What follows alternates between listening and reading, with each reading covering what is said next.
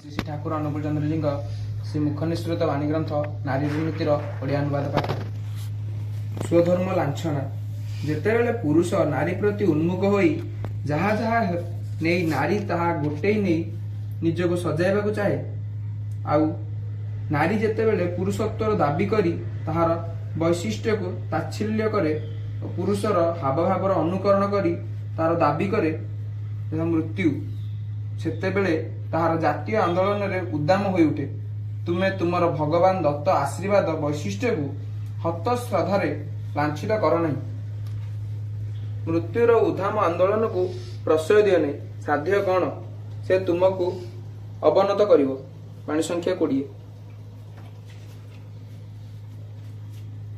परम प्रेम श्री श्री ठाकुर अनुकूल चंद्र श्री मुखनिश्रित वाणी शाश्वती ग्रंथ ओडिया अनुवाद पाठ। गारस्थ्य नीति इष्ट चिंता सत् नाम उपजय श्रम और इष्टकर्म सदाचार श्रद्धा सेवा और सुव्यवहार सबु जुगरे सबु व्यापार यही पांचटी संपद नहीं समय अपव्यवहार न करी विहित चलन चलु थाओ। गारस्थ्य जीवन में सुखी हो पार व्यत्यय को अतिक्रम करी मध्य। पानी संख्या 158। ठाकुर 20 नंबर वाणी कहते स्वधर्म लांछना जेतेबेले पुरुष नारी प्रति उन्मुख होई जहा जहा नहीं नारी ताहा गोटे नहीं निजको सजाइबाकू चाहे। जे बेले बेले पुरुष नारी प्रति उन्मुख हो जाए स्वामीटा ता स्त्री प्रति एते ढली पड़े जे जहा जहा नहीं नारी जहां जहां नहीं कि जो गुण नहीं जो वैशिष्ट नहीं जो चाहणी नहीं कि नारी से ताको गोटे नहीं निजको पुरुष से भाया सजेबाकू चेष्टा करे। तामाने ता स्त्री एमती आड़े अनौची तो पुरुष से स्त्री को देखिए आड़े अनौची। आगर किंतु ता स्वभाव नथिला। ता स्त्री हसु हसु ताली मारी पकोची तो से सही स्वभाव को देखिए निजे निजे हसी हसी मैं टोटली स्त्री रा हावभाव चाली चलनी कथाबार्ता तार गुण जो गुड़ाक कि पुरुष वैशिष्ट नथिला से कॉपी करने को आरंभ करछि। ता स्त्री को कॉपी करने को आरंभ करछि। ता स्त्री जो भले हसुछि से सही भले हसुछि।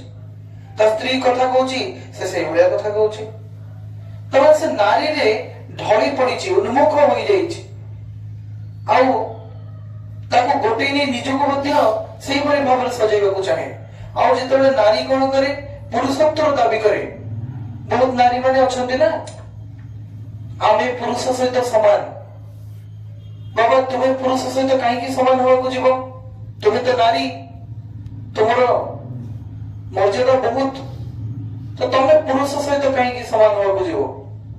नारी और पुरुष संपूर्ण अलग संपूर्ण ही अलग तेणुक पुरुष नारी हो पारे नारी पुरुष हो पारे किंतु आजिकाली समाज रे समस्त कहबे नहीं नारी माने पुरुष सहित समान। कहीं जेते बेले कि नारी पुरुष ठाରୁ श्रेष्ठ श्रेष्ठ वाला कनिष्ठ पाखକୁ कहीं आसीबो।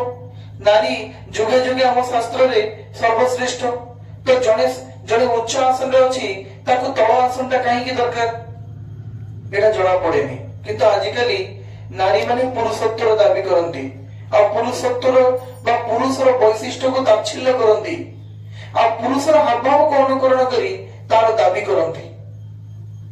आजिकाली से पुरुष भलिया शर्ट पैंट पिंदी पुरुष भलिया निजको सजेई निजको पुरुष भलिया देखई से पुरुषत्वर दाबी करे। है पुरुष कौन पुरुष मो पुरुष कौन करिवो मो पुरुष भलिया तो पुरुष भलिया कहीं की तुम नारी तुम स्वतंत्र तुम जननी। आमर एठी राधा आगे तापर कृष्ण एठी लक्ष्मी आगे तापर नारायण एठी मां को परिचय एठी थिला कौशल्या नंदन राम कौशल्या को पुओ दशरथ को पुओ परे ना थिला राधांकर पुत्र राधेय। तेणुकर एमती मां को परिचय थिला एठी कहना मां एठी सर्वश्रेष्ठ थिले भारत वर्ष रे। मुगल माने इंग्रेज माने शासन कला परे कौन कले धीरे धीरे मार मर्यादा कमीगला बापा मर्यादा बढ़ीगला कहीं ମୁଁ ଯଦି କହିବି ବହୁତ ଲୋକଙ୍କୁ ଖରାପ ଲାଗିପାରେ ଯେ ବହୁତ ଦେଶରେ ନାରୀକୁ ଭୋଗ୍ୟ ବସ୍ତୁ ବୋଲି ଭାବନ୍ତି। କୋଉ ଦେଶରେ ନାରୀକୁ ଭୋଗ୍ୟ ବସ୍ତୁ ବୋଲି ଭାବନ୍ତି ବୋଲି ଯେମିତି ଆମେ ଆମର ଅଜାଗା ଗୁଡିକ ଘୋଡେଇକି ରଖୁ, ନାରୀକୁ ସେମିତି ଘୋଡେଇକି ରଖନ୍ତି, ଦିନେ ଆଖି ଖାଲି ଦେଖାଯାଏ। ଆଉ କୋଉ ଦେଶରେ ନାରୀକୁ ଭୋଗ୍ୟ ବସ୍ତୁ ବୋଲି ଭାବନ୍ତି ବୋଲି ନାରୀକୁ ଅଧା ଉଲଗ୍ନ କରି ନଚାନ୍ତି, ବାହାର ଗୁଡାରେ ସବୁ ଜାଗାରେ ନାରୀକୁ ନଚାନ୍ତି। କାହିଁକି ନା ତାଙ୍କ ପାଇଁ ନାରୀ ଗୋଟେ ଭୋଗ୍ୟ ବସ୍ତୁ, ସେ ନାରୀକୁ ଗୋଟେ ଭାବନ୍ତି ଗୋଟେ ମନୋରଞ୍ଜନ କରିବା ପାଇଁ ଜିନିଷ। କିନ୍ତୁ ଆଉ ଅଲଗା ଅଲଗା ସମ୍ପ୍ରଦାୟରେ ମଧ୍ୟ ତୁମେ ନାରୀଙ୍କୁ ଭଗବାନ ବା ଭଗବତୀ ରୂପରେ ଦେଖିପାରିବ ନାହିଁ। କିନ୍ତୁ ସନାତନରେ ମନ୍ଦିର ଖୋଲିଦବ, ମା ଦଶ ହାତ ନେଇକି ବସିଛନ୍ତି, ମନ୍ଦିର ଖୋଲିଦବ, ନାରୀ ନାରାୟଣୀ, ନାରୀ ଦୁର୍ଗା, ନାରୀ କାଳୀ, ମହାନ ମହାନ ଶକ୍ତି ନାରୀ, ନାରୀ ଉପରେ କେହି ଶ୍ରେଷ୍ଠ ଶକ୍ତି ନାହାନ୍ତି, ଏ ଆମ ସନାତନ ଶିଖେଇ ଦେଇକି ଯାଇଛନ୍ତି। ସନାତନ ଧର୍ମ ଆମର ପୂର୍ବପୁରୁଷ ଶିଖେଇ ଦେଇ ଯାଇଛନ୍ତି। ତ ବର୍ତ୍ତମାନ ଆମେ ସେଇ ତାକୁ ଅନୁକରଣ କରୁଛେ, କରିକି ଚାଲୁଛେ। ତ ନାରୀ ତ ପ୍ରଥମରୁ ଶ୍ରେଷ୍ଠ, ନାରୀ ତ ଜନ୍ମ କରିପାରେ, ନାରୀ ତ ପୋଷଣ ଦେଇପାରେ, ଧାରଣ ପାଳନ ପୋଷଣ ଦେଇପାରେ। ନାରୀ ପୁରୁଷକୁ ଏ ସମାଜରେ ଜନ୍ମ ଦିଏ, ତାର ବୈଶିଷ୍ଟ୍ୟରେ ତାକୁ ବର୍ଦ୍ଧନଶୀଳ କରାଏ, ତାକୁ ସ୍ନେହ, ମମତା, ପ୍ରୀତି, ପ୍ରେମ, ଭକ୍ତି, ଶ୍ରଦ୍ଧା ସବୁ କିଛି ଶିଖାଏ, କେବଳ ନାରୀ ହିଁ ଶିଖେଇ ପାରେ। ତେଣୁକରି ନାରୀ ଶ୍ରେଷ୍ଠ। ଆଉ ନାରୀ ଯେତେବେଳେ ପୁରୁଷର ଭାବକୁ ଅନୁକରଣ କରି ନିଜକୁ ପୁରୁଷ ସହିତ ସମାନ କରିବ, ନିଜକୁ ପୁରୁଷ ଭଳି ଦାବି କରିବ, ସେତେବେଳେ କଣ ହବ? ମୃତ୍ୟୁ ସେତେବେଳେ ତାର ଜାତୀୟ ଆନ୍ଦୋଳନରେ ଉଦ୍ଦାମ ହୋଇ ଉଠେ, ସେତେବେଳେ ମୃତ୍ୟୁ ଜାତୀୟ ଆନ୍ଦୋଳନ ହେଇ ଉଠିବ। ତାଙ୍କର ଝଡ଼କୁ ମରଣ ଆସିବ, ବିଭିନ୍ନ ଭାବରେ, ବିଭିନ୍ନ ସୂତ୍ରରେ, ବିଭିନ୍ନ ଘଟଣାବଳୀରେ ମରଣ ଆସିକି ତାକୁ ବିପନ୍ନ କରିଦବ। ତୁମେ ତୁମର ଭଗବାନ ଦତ୍ତ ଆଶୀର୍ବାଦ ବୈଶିଷ୍ଟ୍ୟକୁ ହତ ଶ୍ରଦ୍ଧାରେ ଲାଞ୍ଛିତ କର ନାହିଁ। ଠାକୁର କହୁଛନ୍ତି ତୁମର ଭଗବାନ ଦତ୍ତ ଆଶୀର୍ବାଦ ଆଉ ବୈଶିଷ୍ଟ୍ୟ, ନାରୀର ଯାହା ବୈଶିଷ୍ଟ୍ୟ, ପୁରୁଷର ଯାହା ବୈଶିଷ୍ଟ୍ୟ, ୟାକୁ ହତ ଶ୍ରଦ୍ଧାରେ ଲାଞ୍ଛିତ କର ନାହିଁ। ମୃତ୍ୟୁର ଉଦ୍ଦାମ ଆନ୍ଦୋଳନକୁ ପ୍ରଶ୍ରୟ ଦିଅ ନାହିଁ। ମୃତ୍ୟୁର ଉଦ୍ଦାମ ଆନ୍ଦୋଳନ ହଉଛି କଣ?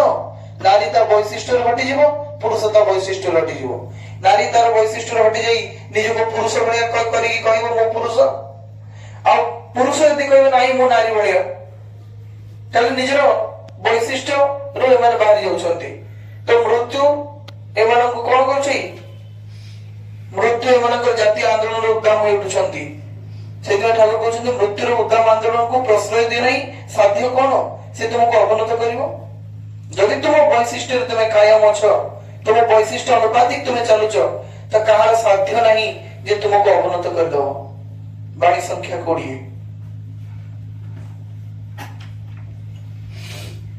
ଶାଶ୍ୱତୀ ଗ୍ରନ୍ଥର ଗାର୍ହସ୍ଥ୍ୟ ନୀତି ଅଧ୍ୟାୟରେ କହୁଛନ୍ତି, ବାଣୀ ସଂଖ୍ୟା 158ରେ, ଇଷ୍ଟ ଚିନ୍ତା, ସତ୍ ନାମ, ଉପଚୟୀ ଶ୍ରମ ଓ ଇଷ୍ଟ କର୍ମ, ସଦାଚାର, ଶ୍ରଦ୍ଧାର୍ହ ସେବା ଓ ସୁବ୍ୟବହାର। ଯୋଉ କୋଉ ଗୁଡାକ? ଇଷ୍ଟ ଚିନ୍ତା। ତୁମେ ଦିନେ ସାରା ଯାହା ବି କର, ତୁମେ ଯେତେ ବଡ ପୁରୁଷ ହେଇଥାଅ, ଯେତେ ବଡ ଶକ୍ତି ଅଧିକାର କରିଥାଅ, କିନ୍ତୁ ଏଇଗୁଡାକ ତୁମର କର୍ତ୍ତବ୍ୟ। ପ୍ରଥମ ହଉଛି ତୁମର ଇଷ୍ଟ ଚିନ୍ତା, ଦ୍ୱିତୀୟ ହଉଛି ସତ୍ନାମ ଆଉ ଉପଚୟୀ ଶ୍ରମ, ତୁମର ପରିଶ୍ରମକୁ ଠିକ ଭାବରେ ଉପଚୟ କରିବା। ଇଷ୍ଟ କର୍ମ, ପରମ ପିତାଙ୍କ କର୍ମ କରିବାକୁ ପଡେ, ଇଷ୍ଟଙ୍କର କର୍ମ କରିବାକୁ ପଡେ। ସଦାଚାର, ସଦାଚାରକୁ ବି ମେଣ୍ଟେନ କରିବାକୁ ପଡିବ। ଶ୍ରଦ୍ଧାର୍ହ, ମାନେ ତମ ଶ୍ରଦ୍ଧା ସମସ୍ତଙ୍କ ପ୍ରତି ଥିବା ଦରକାର। ସୁବ୍ୟବହାର, ଭଲ ବ୍ୟବହାର। ଏଗୁଡାକ କଣ କରିଛି ନା ସବୁ ଯୁଗରେ, କେବଳ ଏଇ ଯୁଗରେ ନୁହଁ, ସବୁ ଯୁଗରେ, ସବୁ ବ୍ୟାପାରରେ ଏଇ ପାଞ୍ଚଟି ସମ୍ପଦ ନେଇ ସମୟର ଅପବ୍ୟବହାରକୁ ନ କରି କହୁଛନ୍ତି ସମୟକୁ ଅପବ୍ୟବହାର କର ନାହିଁ। ବିହିତ ଚଳନରେ ଚାଲିଥାଉ। ବିହିତ ଚଳନ କଣ? ଯାହା ଯାହା କରଣୀୟ, ଯାହା ଯାହା ବିଧି ମାଫିକ ଚଳନ, ଯାହା ଇଷ୍ଟଙ୍କର ମନ ମୁତାବକ ଚଳନ, ଯାହା କରିଲେ ମଣିଷର ବିଙ୍ଗ ଆଣ୍ଡ ବିକମିଂ ହୁଏ, ବଞ୍ଚିବା ଆଉ ବଢିବାଟା ହୁଏ, ସେଗୁଡାକ ହଉଛି ବିହିତ ଚଳନ। ସେଗୁଡାକ ଚାଲୁଥାଉ। ଗାର୍ହସ୍ଥ୍ୟ ଜୀବନରେ ସୁଖୀ ହୋଇପାରିବ। ଗାର୍ହସ୍ଥ୍ୟ ଜୀବନ ମାନେ ଆମେ ଯୋଉଠି ବାପା, ମା, ଭାଇ, ଭଉଣୀ, ସ୍ତ୍ରୀ, ପିଲା, ଛୁଆ ସମସ୍ତଙ୍କୁ ନେଇ ବଞ୍ଚୁଛେ, ସେଟା ହଉଛି ଗାର୍ହସ୍ଥ୍ୟ ଜୀବନ। ଏଥିରେ ଆମେ ସୁଖୀ ହୋଇପାରିବା। ବ୍ୟତୟକୁ ଅତିକ୍ରମ କରିବା। ବ୍ୟତୟ ମାନେ ଯାହା ଯାହା ଆମ ଜୀବନରେ କଷ୍ଟ ଦୁଃଖ ଯନ୍ତ୍ରଣା ଆସୁଛି ତାକୁ ଆମେ ଅତିକ୍ରମ କରି ଚାଲିପାରିବା। କୋଉ ପାଞ୍ଚଟା ନୀତି? ଇଷ୍ଟ ଚିନ୍ତା କରିବା, ସତନାମ ମନନ କରିବା, ଉପଚୟୀ ଶ୍ରମ, ଯେତିକି ପରିଶ୍ରମ କରିଲେ ଦେହ ସୁସ୍ଥ ରହିବ, ଆଉ ଯୋଉ ପରିଶ୍ରମ ଦ୍ଵାରା ଧନ ସମ୍ପତ୍ତି ଆମ ଘରକୁ ଆସିବ, ଆଉ ଇଷ୍ଟ କର୍ମ, ପରମପିତାଙ୍କ କର୍ମ ନ କଲେ ଏ ଜୀବନ ବ୍ୟର୍ଥ। ସଦାଚାର ପାଳନ କରିବା, ଯୋଉ ସଦାଚାର ରହିଲେ ଲକ୍ଷ୍ମୀ ରହିବେ, ଆମେ ରୋଗମୁକ୍ତ ହେଇପାରିବା। ସଦାଚାରୀ ଜୀବନ ବଞ୍ଚିଲେ ହିଁ ଆମେ ମୁକ୍ତି ପାଇପାରିବା, ଶାନ୍ତିରେ ରହିପାରିବା। କିନ୍ତୁ ମୁକ୍ତି ତ ଅଲଗା କଥା, ଆମେ ଏଇ ପୃଥିବୀରେ ଶାନ୍ତିରେ ରହିପାରିବା। ସଦାଚାରରେ ବଞ୍ଚେ ପଡେ ଲକ୍ଷ୍ମୀ ବନ୍ଧା ତାରି ଘରେ। ସଦାଚାର ହେଲେ ଆମର ରୋଗ ବୈରାଗ କମ ହବ। ଆଉ ଗୋଟେ ହଉଛି ଶ୍ରଦ୍ଧାର, ସମସ୍ତଙ୍କୁ ଶ୍ରଦ୍ଧା, ପ୍ରେମ, ଭକ୍ତି, ଭଲ ପାଇବା ଏଗୁଡାକ ପ୍ରଦାନ କରିବା। ଆଉ ସୁବ୍ୟବହାର, ତୁମ ବ୍ୟବହାରଟା ଭଲ ରହିବା ଦରକାର। ବ୍ୟବହାରଟା ଯଦି ଖରାପ ହେଇଗଲା ତାହେଲେ ଏ ଦୁନିଆରେ ତୁମେ ସମସ୍ତଙ୍କ ଆଗରେ ଖରାପ ହେଇଯିବ। ତୁମେ ଯେତେ ବଡ ଜ୍ଞାନୀ ହେଇଥାଉ, ତୁମେ ସ୍ୱୟଂ ବ୍ରହ୍ମା ହେଇଥାଉ। ଦେଖ, ଦକ୍ଷ ପ୍ରଜାପତି ବ୍ରହ୍ମାଙ୍କର ପୁତ୍ର ଥିଲେ ବା ମାନସ ପୁତ୍ର ଥିଲେ। ଯାହା ବି ହଉ, ଦକ୍ଷ ପ୍ରଜାପତିଙ୍କୁ ଦାୟିତ୍ୱ ଦିଆଯାଇଥିଲା এই ସୃଷ୍ଟିକୁ ପରିଚାଳନା କରିବା ପାଇଁ। କିନ୍ତୁ ଦକ୍ଷ ପ୍ରଜାପତିର ଏତେ କଦର୍ଯ୍ୟ ବ୍ୟବହାର ଥିଲା ଯେ ତାକୁ କେହି ଭଲ ପାଉନଥିଲେ। ସତୀ ମାତା, ସତୀଙ୍କର ପିତା, ଏତେ ଜ୍ଞାନୀ ହେଇକି ମଧ୍ୟ ତାକୁ କେହି ଭଲ ପାଉନଥିଲେ। କାହିଁକି ନା ସୁବ୍ୟବହାର ନଥିଲା। ଭଲ ବ୍ୟବହାର ଥିଲେ ତୁମ କଥାକୁ ସମସ୍ତେ ଶୁଣିବେ। ତୁମେ ଯେତେ ଜ୍ଞାନୀ ହୁଅ, ଯେତେ ଅନୁଭବୀ ହୁଅ, ଯେତେ ଯାହା ହୁଅ, କିନ୍ତୁ ତୁମର କଥା ଯଦି କୁତ୍ସା ଆଉ କଳଙ୍କ ଜର୍ଜରିତ ହେଇଥାଏ, ତୁମ କଥା କେହି ଶୁଣିବେନି। ସିଏ କଣ କହିବ, ତା ବ୍ୟବହାର ଭଲ ନୁହଁ, ସେ ବା ଶୋଧୁଥିଲା, ଗାଳି ଦଉଥିଲା, ସେ ବା ଆମକୁ ଦୁର୍ବ୍ୟବହାର କରୁଥିଲା, ସେ ତା କଥା କିଏ ଶୁଣିବ? ଶୁଣିବେନି କେହି। ଆଉ ନିଷ୍ଠ ବ୍ୟବହାର ଥିବ ଯଦି ତୁମେ ଦୁନିଆକୁ ଜୟ କରିପାରିବ। ସେଥିପାଇଁ ସୁବ୍ୟବହାର, ଏଗୁଡାକ এই ପାଞ୍ଚଟି ସମ୍ପଦ ନେଇ ଆମେ କଣ କହୁଛୁ? ଠାକୁର କହୁଛନ୍ତି ଯେ ବିହିତ ଚଳନରେ ଆମେ ଚାଲିବା। এই ପାଞ୍ଚଟି ସମ୍ପଦକୁ ନେଇ ସମୟର ଅପବ୍ୟବହାର ନ କରି, ଯୋଉ ସମୟ ଏବେ ମିଳିଛି, ଯୋଉ ସମୟ ଏବେ ଅଛି, ଏ ସମୟ ହୁଏତ କାଲି ନ ମିଳିପାରେ। ମୁଁ ଆଜି ବଞ୍ଚିଛି, ମୋର ନିଶ୍ୱାସ ଅଛି, ମୁଁ ପୁରା ସୁସ୍ଥ ଅଛି, ଦି ପଦ କହିପାରୁଛି। କାଲି ସକାଳେ ମୁଁ ଅସୁସ୍ଥ ହେବିନି ସେମିତି କିଛି ମାନେ ନାହିଁ। କାଲି ସକାଳେ ମୁଁ ଏଇ କର୍ମ କରିବାକୁ ଆଉ ମୌକା ମିଳିବ କି ନାହିଁ ମୁଁ ଜାଣିନି। এই সময়, এই যাহা এই সমୟରେ ଯାହା ଯାହା କରଣୀୟ, এই ଜୀବନରେ ଯାହା ଯାହା ଦାୟିତ୍ୱ ସେଗୁଡିକ କରିବାକୁ ପଡିବ। ମୋ ଜୀବନର ଡ୍ୟୁଟିକୁ ପାଳନ କରିବି। ଡ୍ୟୁଟି ଇଜ ଗଡ୍, ଆମେ ପଢିଛେ ବହୁତ ପୂର୍ବରୁ। ଯଦି ତୁମ ବାପା ମା ମାନେ ଥରେ ବି ତୁମ ଉପରରୁ ତାଙ୍କ ଦାୟିତ୍ୱକୁ ହଟେଇ ନିଅନ୍ତି, ତୁମେ କଣ ଚଳିପାରିବ? ଯୋଉମାନେ କଲେଜରେ ପଢିବାକୁ ଆସୁଛ, ବାପା ମା ମାନେ ତାଙ୍କ ଦାୟିତ୍ୱରୁ ହଟିଯିବେ। ତ ବାପା ପିତା, ପିତା କଣ କରୁଛନ୍ତି? ବାପା ବା ପିତା ପୁତ୍ର ପ୍ରତି ଯୋଉ କର୍ତ୍ତବ୍ୟ କରୁଛନ୍ତି ସେଟା ପିତା ଜୀବନର ଡ୍ୟୁଟି। ତ ତାଙ୍କ ଜୀବନର ଡ୍ୟୁଟି ସେ କରୁଛନ୍ତି। ମୁଁ ଏଇଠି କଲେଜରେ ଅଛି, ପାଠ ପଢୁଛି, ବାପାଙ୍କ କଥା ମାନୁଛି, ବାପାଙ୍କ ସ୍ୱପ୍ନକୁ ସାକାର କରୁଛି, ତ ମୋ ପୁତ୍ର ଜୀବନରେ ଏହା ହଉଛି ଡ୍ୟୁଟି। ଟିଚର ମାନେ ତମକୁ ପଢଉଛନ୍ତି, ସେଟା ହଉଛନ୍ତି ଟିଚର ମାନଙ୍କ ଜୀବନର ଡ୍ୟୁଟି।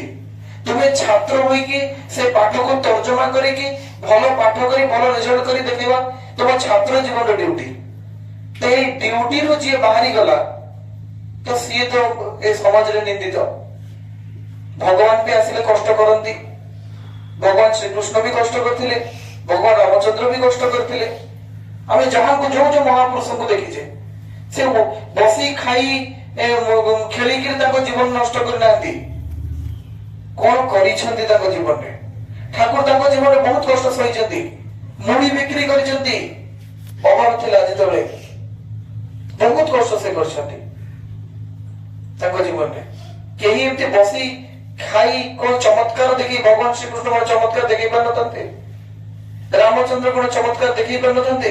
ନା ଠାକୁର ଅନୁକୂଳ ଚନ୍ଦ୍ର ଚମତ୍କାର ଜାଣିନଥିଲେ? ନା ଚୈତନ୍ୟ ମହାପ୍ରଭୁ ଚମତ୍କାର ଜାଣିନଥିଲେ? ରାମକୃଷ୍ଣ ପରମହଂସ ଚମତ୍କାର ଜାଣିନଥିଲେ? ସମସ୍ତେ ଚମତ୍କାର ଜାଣିଥିଲେ, କିନ୍ତୁ ସେମାନେ କର୍ମ କରୁଥିଲେ। ଯେତେବେଳେ ଯାହା କରଣୀୟ ସେଗୁଡାକ ସେ କରୁଥିଲେ। ଆମେ ତ ବହୁତ ଲୋକ ଅଛନ୍ତି ସତ୍ମାର୍ଗରେ, ତାକୁ ଚାଲିବାକୁ କହିଲେ ନାଇଁ ଆମେ ଚାଲିବୁନି, ଆମର ସମୟ ହେଇନି, ଆମ ବୁଢା ହେଲେ ଯାଇ ଆମେ କରିବୁ। ବୁଢା ହେଲେ କରିବ, ବାସି ଫୁଲଟା ପୂଜାରେ ଲାଗିବ। ତୁମେ ବୁଢା ହବ, ତୁମେ ବୃଦ୍ଧ ସମୟ ଦେଖିଛ? ଯଦି ବୁଢା ବୟସ ପୂର୍ବରୁ ତୁମେ ମରିଗଲ, ସେ ଗ୍ୟାରେଣ୍ଟି କିଏ ଦବ? ଗ୍ୟାରେଣ୍ଟି ଠାକୁର ଦେବେ। যে যে ইষ্টভূতি ঠিক ঠিক করে তার অপমৃত্যু ঘটিবনি। ঠাকুর পুরা গ্যারান্টেড কথা কହି ଦେଇଛନ୍ତି ସତ୍ୟାନୁସରଣରେ ସତ୍ନାମ ମନନ କର, ସତ୍ସଙ୍ଗର ଆଶ୍ରୟ ଗ୍ରହଣ କର ଆଉ ସଦ୍ଗୁରୁଙ୍କ ଶରଣାପନ୍ନ ହୁଅ। ମୁଁ ନିଶ୍ଚୟ କରି କହୁଛି ତୁମ ଉନ୍ନୟନ ପାଇଁ ତୁମକୁ ଭାବିବାକୁ ପଡିବ ନାହିଁ, ଗ୍ୟାରେଣ୍ଟେଡ। ଏଇ ବୟସରୁ ବୃଦ୍ଧ ବୟସ କାଇଁ ଅପେକ୍ଷା କରିବ? ନିଶ୍ୱାସରୁ ତ ବିଶ୍ୱାସ ନାହିଁ। ଏଇ ବୟସରୁ ଏଇ ତାଜା ଫୁଲ ହିଁ ଭଗବାନଙ୍କ ପୂଜାରେ ଲାଗିପାରେ, ବାସି ଫୁଲ ଲାଗିବନି। ଚେଷ୍ଟା କରିବାକୁ ପଡିବ ଏଇ ଜୀବନକୁ ଆମେ କେମିତି ପରିବର୍ତ୍ତନ କରିବା। ଏବେ ଯିଏ ପିଲା ବେଳ ଠାରୁ ସବୁ ଭଲ ଶିକ୍ଷା ଶିଖିଲା ସେ ଆଗକୁ ଆହୁରି 70 ବର୍ଷ ବଞ୍ଚିବ ତ ଶାନ୍ତିରେ ରହିବ। ଆଉ ବୁଢା ବେଳକୁ ସେତେବେଳେ ପିଲା ଛୁଆ ଜନ୍ମ ହେଇସାରିଥିବେ, ସମସ୍ତେ ଅବାଟକୁ ପଳେଇଥିବେ, ଯାହା ଭୁଲ ଠିକ କରିସାରିଥିବା, ଆଉ ତାପରେ ଠାକୁରଙ୍କୁ ଦୀକ୍ଷା ନେଇ ସବୁ ଜାଣୁଥିବା, କିନ୍ତୁ ଆଉ କିଛି ବାଟ ନାହିଁ। ଏଥର ମୃତ୍ୟୁ ହିଁ ଏକମାତ୍ର ପଥ। କାହିଁକି ନା ଆଗକୁ ମୃତ୍ୟୁ ଆସିବ, ସେ ଆଉ ଥରେ ଛୋଟ ଛୁଆ ହେଇଯିବନି, ଆଉ ଥରେ ତାର ମାନେ ଯବାନୀ ଆସିବନି ନା ବିବାହ କରିବନି, ଆଉ ଥରେ ତାର ଶୈଶବ ବାଲ୍ୟ ଅବସ୍ଥା, କିଶୋର ଅବସ୍ଥା, ତରୁଣ ଅବସ୍ଥା, ଯୁବକ ଅବସ୍ଥା, ଏ ସବୁ ଅବସ୍ଥା ତାର ଆଉ ଆସିବନି, ସରିଗଲାଣି। ତେଣୁକରି ଏବେ କରିବାକୁ ପଡିବ, ଏବେ ହିଁ କରିବାକୁ ପଡିବ। କେହି କାହା ଡ୍ୟୁଟିରୁ ବାହାରିଲେ ବିପଦ। ଯାହା ଯାହା କରଣୀୟ ତାହା ତାହା ଯଦି ଆମେ ନ କରିବା ଆମେ ପସ୍ତେଇବା, ବହୁତ କଷ୍ଟ ପାଇବା। ଗୋଟିଏ ମାତ୍ର ପଥ, ଧର୍ମ ଭୁଲିଲେ ଦେବତା ଛାଡିଲେ ଦୁଃଖ ଧରେ। ତେଣୁକରି ଗୋଟିଏ ମାତ୍ର ପଥ ପରମ ପିତାଙ୍କୁ ଧରି ଚାଲିବା, ସେ ଯାହା କହୁଛନ୍ତି କରିବା।